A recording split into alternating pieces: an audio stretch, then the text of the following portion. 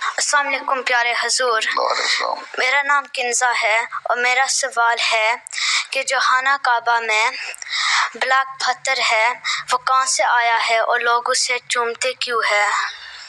وہ آیا ہے، یہ جو پتھر ہیں یہ گرے آسمان سے، میٹیورز ہوتے ہیں نا، وہ اترے گرے، یہی کہا جاتا ہے کہ ان میں سے ایک پتھر تھا، جب وہ آتا ہے زمین پر نکل کھا کے آتے آتے وہ برن ہوتا ہے، وہ کالا ہو جاتا ہے، ٹھیک ہے۔ وہ پتھر تھا اور اس کی نشانی کے طور پر رکھا تھا ایک اس پوائنٹ پہ کہ یہاں سے جب خانہ کا بغت طواف شروع کریں تو یہاں سے کریں، ٹھیک ہے۔ وہ ایک نشانی کے طور پر لگایا، اور عموماً پتھر وہ آسمان سے گرا تھا مٹی، اور یہی کہا جاتا ہے،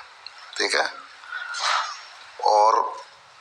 پتھر چومتے کیوں ہیں؟ اس لیے کہ اس کی ایک نشانی ہے، اور اللہ تعالیٰ کی یاد دلاتا ہے کہ اللہ تعالیٰ نے خاص طور پہ اس نشانی کو بھیجا۔ باقی پتھر بھی یہی کہا جاتا ہے کہ بعض اکثریت پتھروں کی آسمان سے گری، لیکن اس کی ایک نشانی تھی، بات یہی ہے۔ اور پھر حضرت صلی اللہ علیہ وسلم نے اس کو چوما تاکہ وہاں سے شروع ہو، اور اللہ تعالیٰ کی یاد میں، یہ نہیں ہے کہ اس کی پتھر کی کوئی حیثیت تھی، پتھر کو بت نہیں ہے، نہ پتھر کوئی دے سکتا ہے، نہ پتھر کی کوئی حیثیت ہے، لیکن اللہ تعالیٰ کی جو قوت اور طاقت ہے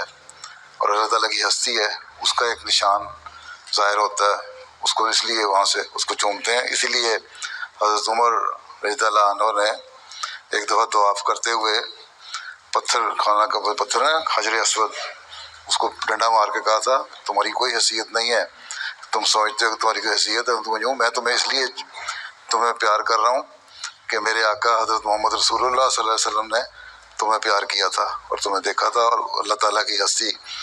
کا ثبوت ہے کہ نشانی کے طور پر ایک رکھی چیز ہے، اس لیے تو سنت ہے، اس لیے ہم چومتے ہیں کہ آن وسلم نے اس کو چوما، اور وسلم نے اس لیے چوما کہ خدا تعالیٰ کی شان کا اظہار کبھی اس وقت اس پہ ہوا ہوگا اس وقت، ٹھیک ہے۔ باقی پتھر کی کوئی حیثیت ہے، ہم پتھر کو نہیں چومتے، لیکن اللہ تعالیٰ کے حکم کی وجہ سے اس کو چومتے ہیں، اور اس وجہ سے کہ اللہ تعالیٰ کے سب سے پیارے نبی صلی اللہ علیہ وسلم نے اس کو چوما، ٹھیک۔